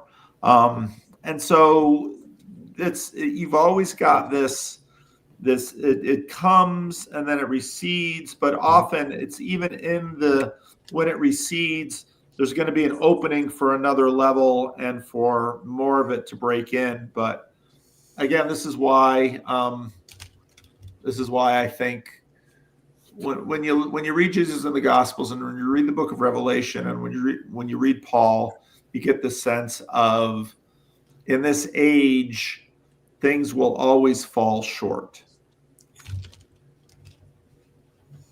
Yeah. And they do. And it doesn't mean we shouldn't pray and seek first the kingdom, and all these things will be added to you. We can see how short we can make the fall. Come on. Shorter fall is definitely better. It is bringing to the other side in some sense. I don't know what the other side is, but this will all have to held it up in somewhere, somehow, to bring it a little bit further. Benito inspired me to a question, Paul. Okay. I see the silver tsunami, Social Security sitting at home crowd. How do we virtually not alone outreach to those folk, as an open question to everyone who sees this in the comment section and you now? Well, more and more of them are getting on YouTube, that's for sure. 4% of my viewers watch on a television, which is like through Roku or something, I imagine. Yeah. Because it was so funny when my sister was doing her channel. At one point, she was getting all these messages asking, "Why are your videos only 60 seconds long?" And I figured out what that meant. It's meant she had so many of her old ladies looking at her New England decorating, watching it on her Roku. When they put the thing over, you just have the beginning of it, and then it would stop. So I told her how to make a video to tell people you have to click on it so that you can watch the whole thing. Why is it only this big? That's a serious issue. That's part of the onboarding. But I think that especially since winter and Christmas is coming, this is a good time to bend our outreach in that direction. So I wanted to put it in the mind, seed the notion. Yeah, you're right though, in that there are with that massive boomer generation, and I see it all the time. Partly the boomer generation was the first boomer generation in which families really started to break up on a large scale and divorce really took hold. And so Divorce you've took got a hold lot after the pill and specific films. There's a definite push in Hollywood to promote divorce. It's programming people resisted. Yeah. Walking the dog. Yeah. What is the name of that animal, real fast? Finn. Finn the dog, ladies Yeah. and gentlemen, in the Sartori corner. Finn the dog. So it's love your seniors. But there's going to be a lot of sad stories, and there already is a lot of loneliness, and I think there's going to be in this generation that is opting out of having children. They have no idea what they are setting themselves up for 60 years from now. Yeah, my mother is she's been a hairstylist for probably 35 years, 40 years, and she owned her own business at one point and all this stuff. And she's had, clients that, jumped on the train, 5 years in and have been, with her ever since. And, a hairstylist is one of those things that's like once you find your good one, it's like don't go the heck anywhere else because you Excellent observation, Spoons. Well, they have covens. Hairstyle covens is where we need to advertise. Well, it's funny because she's got in touch with all these elderly ladies, and it's very much so the barbershop kind of atmosphere where you hear all the gossip and all this stuff, but it's she's the last pulsing, thriving node of the shadow matriarchy. I'm so viscerally excited that you revealed it to us. It's kind of gnarly because I mean the matriarchs information definitely trickles down, and people don't realize when they're talking or hearing that it's like, oh, you're saying this out loud, and it's like, in the next room you got listening ears or something like that. And there's definitely some tales of woe. There's some kind of wild I mean, just here, like I think 4 or 5 different ladies over the past like 5 years have had like various problem with children being you know nasty, and having to find out the hard way some life lessons, and not treating their like grandma's racist. And we can't talk to her anymore, or what are you trying to say? That I mean, kids are just being an ass. What? I mean, yeah, the kids are stealing money and and buying illicit substances and going to jail and wrecking cars, and I mean, it's a regular Bond film out there for some of these kids that are in their 60s, some of them. So they're like, and that's maybe a whole other topic on the maybe a little bit of the I mean, it's kind of hard to see a story like that, and it's like, man, that's awfully how far did that apple fall from the tree? Because I mean, that's an understandable, like you go from this matriarch who's well balanced and mannerly and has all this stuff to a complete like pendulum swing. And well, essentially my mother's just doing like a whole bunch of end of life care essentially, but it's like hearing some of the tales of all this stuff, it's like, where are your kids? Well, I don't I don't know. And it'll be, I mean, Paul, you make a good point that the generations that are choosing not to have kids, or you know, you know, uh, abort or some such thing. You know, there'll be consequences, but there's also, you know, a fire on the communities that raise these kids, because who knows? I mean, there's people You know what that the West, what the what's that? West, what the West so easily threw away is craftsmanship. To make things, make a stool, make a chair, make Oh, we're so back with that. We're ornaments, bringing make that back, stuff. Benito. Sorry.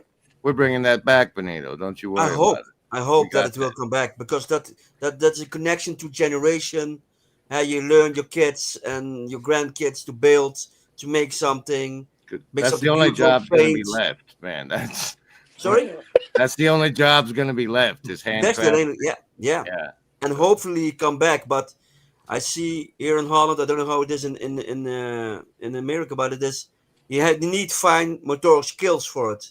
You need to write. You need to use tools for it. How is it with your schools? Do you still learn to use a pen and pencil to write, or do they everything on the computer? We just hook the thing directly to their skull and pump it in like in the Matrix now. This is why Europeans think Americans having a general uprising, because of jokes like that. Well, I did want to throw out there that my personal understanding is that you should probably have children when you're stupid young, before the toxic environment has affected your epigenetics. So, like, have them young and then raise them up with you. I'm not. I don't know about that one. I mean, That's my stance as somebody who hasn't ever raised any children. well, yeah. Well, it's funny because I do have a stance. So, Joseph, the carpenter there, who he's 1 year older than me, and his oldest is 23, and mine is 7. And that's like a very a big difference. But like, I just look at all those guys in the Bible, and like the first ones they're just terrible. You have to get like 12 kids before you figure out how to raise them right. And I mean, and then the oldest 10 try to kill number 11. Yeah, sometimes, but it works out. It works out in the end. But then you have 11. You have 11 rolls of the dice as to whether or not one of them can afford to put you in a nursing home that doesn't suck. But that's not the only one, because David's whole first batch was crap too. Like, so. Yeah. Oh man. Wow. Goodness gracious. Yeah. Hey Paul, I got a question for you. There's the two guys that came along to our estuary. They go to the same church, and they're boomers. And one credit to boomers is there are some boomers that are real doers, and these guys are those kind of guys. And so the one guy, he came to estuary the one time. His name was Rob. He's taking notes furiously, and I'm texting with Bill, his friend that brought him, and they want to pitch it to their church already after one. Good. Now, I don't know what in what capacity, because we haven't discussed it or anything. But Bill and I have talked about it many times about where does estuary fit in church and how would that work? And it's a difficult question. And I've always thought, and I wanted to get your thoughts on this. I always thought the main problem with estuary as like a church small group, you've done it in a church setting, I have not, was that because estuary, you don't pick the topic has to emerge, that it'll be a difficult sell, because they're in a large church, to a church leadership to say, well, we're going to get together, people are going to talk, but what are they going to talk about? Is the gospel going to be presented? Well, I don't know. Can you represent it by embodying Christ and you not can talking about it? Because if you absolutely, yes, the living water will be present. But if you try and pitch it, I don't think people are going to point at it. Yeah, well, you know what I mean. I just think I don't know. I guess what do you think about that? So I always say estuary is church adjacent. And the reason I say that is because you're going to have some people from outside the church and some people from inside the church, and it's where the two get together. And the number one objection that I get from pastors, often of large churches, is that there's no programmatic presentation of the gospel, nor is there a programmatic suppression of heretical ideas in the group, which is why I say, if you're concerned about that, Christians should be there and they can speak their place. And I would very much encourage the pastor to be there because he can learn a lot about what the people in his community are thinking. Part of this comes from the fact that when we were planting churches in Sacramento, one of the things that we would say to our church planters is that they need 500 conversations with strangers in the community that they want to plant a church in before they plant a church. And that's a terrific exercise for a church planter, because what it means is the church planter will have to, number one, figure out how to initiate conversation. Number two, figure out how to sustain it in a way that doesn't drive the other person crazy. And number three, that church planter will learn what is on the mind of the unchurched people in their neighborhood that they're trying to plant a church in. And what often happens in churches is that they get insular.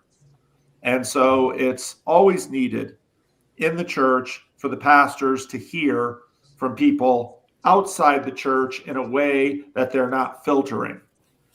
I've got a whole video on how estuary is good for churches, but again, it is church adjacent. And the reason it's adjacent is that then the church doesn't have to own or be responsible for any kinds of ideas that are told by people, just their honest opinions in the estuary. So that's the best place for it. And when people say, well, why should a church host a group like this? I'll say, do you host an AA group? Do you have a food bank? Churches have, do you host neighborhood association meetings? You don't have any problems with those things. This is something where, especially if the pastors and the church leadership participates, they can learn about the community around them, and they can speak into the lives, and they can build relationships with the unchurched people in their neighborhood, and they can do pastoral care all along the way. And so for that reason, I think it's stupid for churches to bypass this. Well, Pastor Paul, can you please put the little fancy card on the YouTube video version of this to that video you mentioned there? And also we have from the Hive Mind from Southeastuary. What about estuary as a way to discuss and discover lived theology? Is estuary appropriate container to discuss and discover lived theology? Absolutely. Would you say it's kind of more externally focused?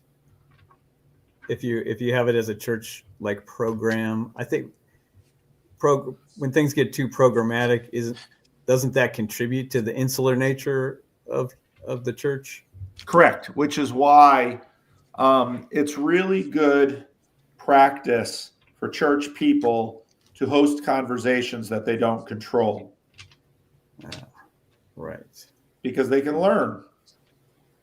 And it's really easy for the pastor because he doesn't have to do any prep.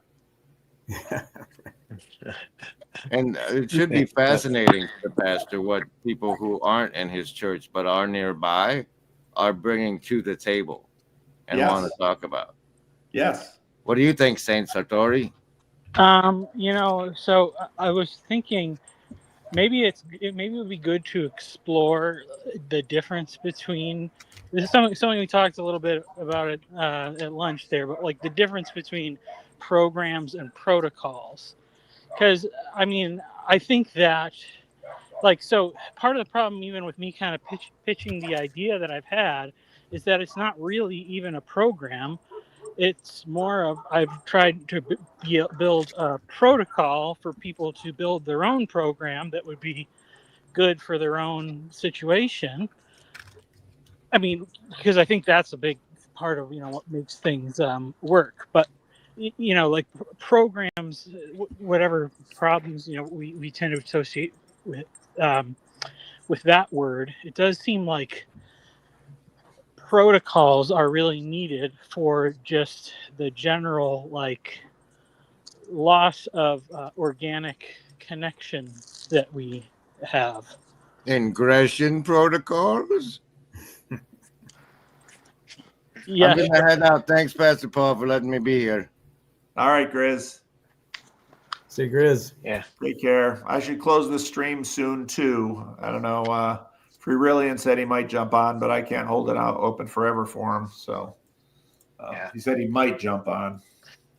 That interview you did with the Pugscast fellas, that was Yep. a great kind of summation of exactly kind of a lot of the points with Estuary, because they did ask like a specific so kind of gospel forward, right, and they're like, well, no, but it's more like when you see the character of how the like what you said, like how what these people are, like when you've said before, you've preached a sermon, and it's like the most important thing to you isn't how you felt about your sermon, is when the ladies come up and say, what I thought of when you said that.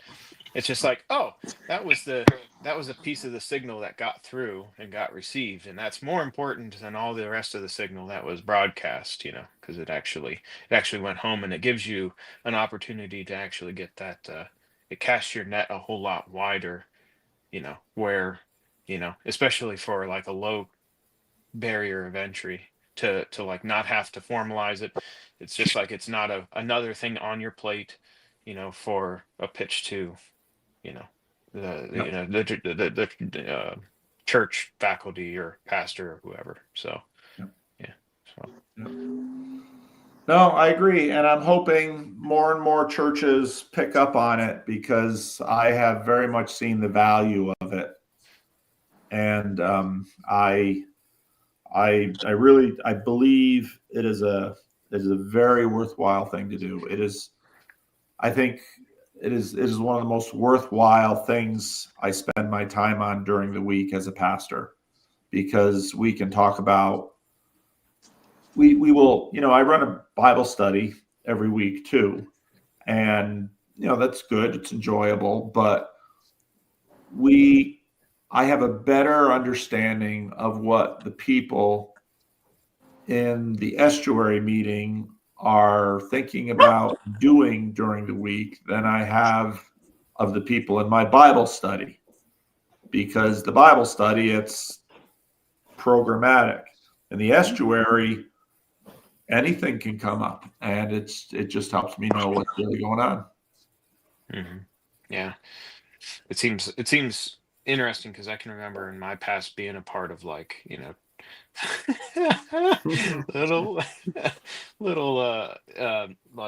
church small groups and stuff, and it's kind of interesting, because there was a lack of like dedicated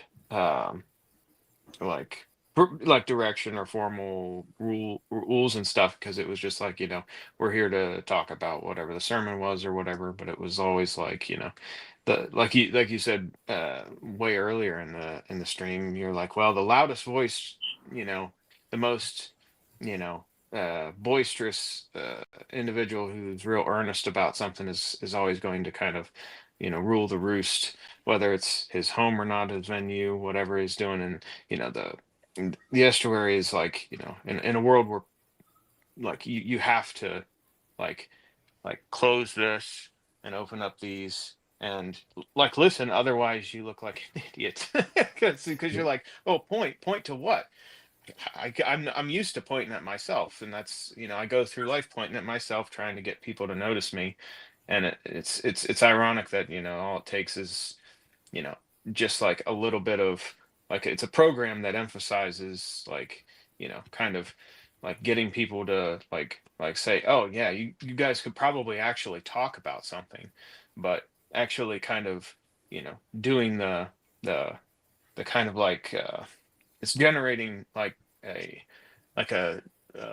places where there's shared perspectives on like where, maybe 40, 50 years ago, there was a shared experiences all over the place out in the world, but now you don't have those. And so you have to, it's like the thing that I, took in, the podcasts that I watch, the TV shows that I watch, all this stuff is not the same as the stuff you're watching. It's like, how do you, well, polite conversations are built on small talk. Cause like, in the small talk, like, you only, especially for people who are, you know, like, I've worked in the blue collar world all my life. And it's like these guys, like if you, if you went up to them and were all kind of happy, clappy and earnest about, how do you feel today? And it's just like, you would get a, you know, winding up for, I mean, just the worst possible interactions. But I mean,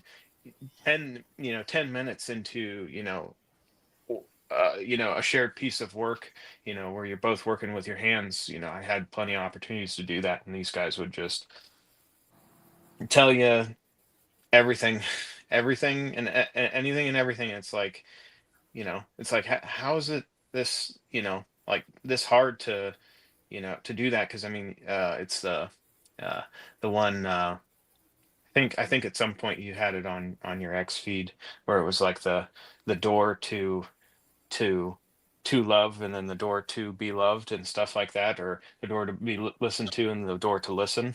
And it's just like, if you can listen, and the estuary protocol really lets you listen, man, people are ready to tell you, and they're not secretive.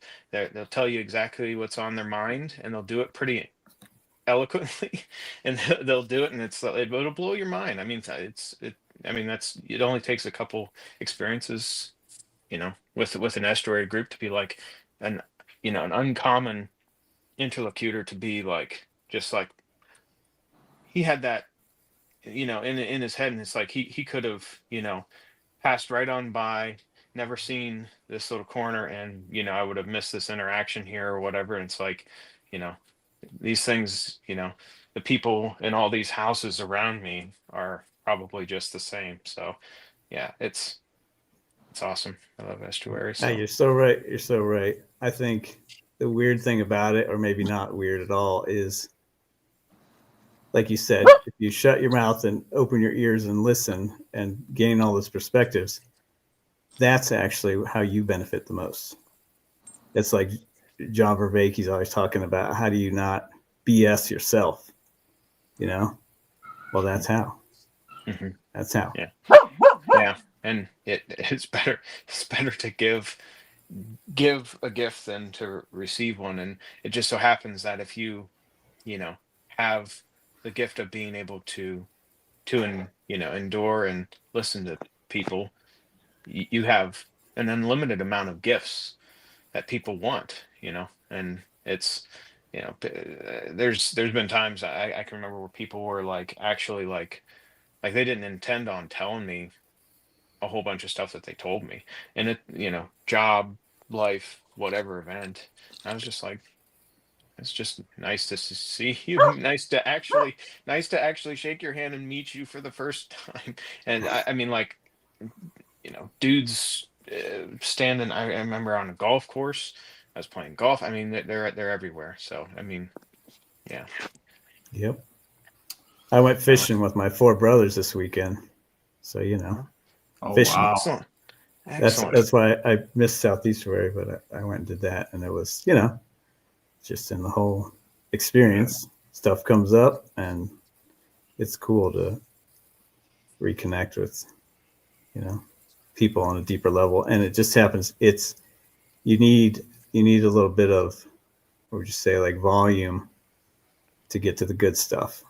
You spend that time together and the good stuff comes out, but it takes some time. Yep. Absolutely. But anyway, Spoons, I agree. You Is should the plane reach out. coming to a land? Spoons, you should send me a message or something. We can have a conversation about the wisdom of blue collar work and all that stuff. Yeah, absolutely, man. It's All right, final thoughts, and I'm going to end the stream. Final thoughts. Thoughts. Man, no penny presented. I don't have these thoughts aren't for free. No, I'm just kidding. I don't No, the have only any. question I had was you went to church today, and but was it an old church? Was it a new church? How was it look? Was it look? How look like? What I did you went to see? Was church it yesterday. yesterday? The building was built in the 70s. I don't know when the church itself was started, but I know that the church that's in this building just got the building because their other building was too small, and they're even struggling with this new building being too small. So, but church was built probably in the 60s or 70s based on the architecture, which is pretty common for a lot of churches in America. Yeah. Churches in Europe are very old. America, lots of little ones. Our church that I go to is in a gymnasium. So they play basketball in there, and then they put the basketball hoops away, and then they have a stage on one side and set up chairs for Sunday morning. And then after Sunday morning, the church tears them down, and the room is kind of dual purpose. Yep. And they have a ministry, so they have a whole league for basketball players and soccer players, and get the kids in as the community, and they do all that kind of stuff, but also, use that room in particular for church service too. Interesting. It used to be in a really old church, but they moved to here, and that's what they did. So I guess probably concluding thought. It's just kind of a fascination. I'll have to do some more digging around on it, but there's like a ton of I don't know if I necessarily want to invite it upon me, but there's like in the northeast part of Ohio, and there's a whole bunch of history that I don't know about it, but just as brief as possible, it's a huge attraction for a whole bunch of immigrants in the, maybe since the early 19th century, I want to say. I mean, it's like, the story of this part with, the Lake Erie connection and stuff like that. There's just been all kinds of a flood of just all kinds of people. And there's probably in the kind of greater Cleveland area, and as it trickles down into, the area in which I live, there's probably no less than individual churches. There's probably, I want to say, like 25 or 30 Orthodox churches. And yeah, and there's like 2 separate monasteries, actually. And Wow. As a as a motivation to get a whole bunch of, I had no idea until Google Maps is a font of knowledge about the location of all these things. But as a, to get the, I don't, I'm absolutely horrible at planning things, but if there was ever any sort of estuary conference or anything like that, there is an unbelievable amount of, you could probably, I mean, there's conference centers, event centers, and all this stuff that are in the there's a town called Berlin. It's like it is a, I was about to say it's kind of a mecca for Amish people. It's kind of that. There's all kinds of like touristy kind of traps and haunts and stuff, but there's also, you know, kind of an unbelievable amount of Orthodox influence, and then there's, untold number of like small country uh like Methodist churches. The point being that if there was a conference around here, there would be like, touchstones for people as far as like a theme for the conference and stuff. It'd be kind of to be announced or anything like that. But, as a draw, there's apparently, I think, one of the oldest churches in the US maybe is like it's an Orthodox church. It's like incredibly old, but it was like built maybe turning into the, you know, way from the 18th into the 19th century. I could be getting that wrong, but it's in kind of the heart of Cleveland. But as an interesting kind of idle passing thought I had. But yeah, Are you saying Northeast Ohio Estuary Conference? Is that what you're saying? yeah. I mean, We've only had one meeting, so we might be getting ahead of ourselves. But hey, you never know. I was just saying that because I know the ortho bro You're right, kind of though. You're right zeal about that. Yeah. is knows no bounds and will, pursue, because I know that there's all kinds of people that are orthodox, and they're like, I have to drive, you know 3 hours to get to a church, and bless them. But I mean, there's all kinds, and I mean, there's all of the different denominations and stuff, and so, but they're all ethnically kind of isolated and stuff. But yeah, it who knows, it's just a passing thought. I'll throw it out there, and I'll probably get questioned about it, but Who knows? who knows? Thank you, Benito, for coming on for the first time, and you, Zep, too, for the first time. Certainly. And maybe we'll end with Mark S's new hymn. So thank you all for joining us. Thanks, Paul. You do. Thank you. Paul. Thanks. You've heard your neighbor go on about Jesus. They claim their life is renewed. You're happy for them and wonder about it, but surely that isn't for you. Well, what does it mean, and where does life lead, and what they say, could it be true? Well, open your mind, my friend, you may find that Jesus is calling you to.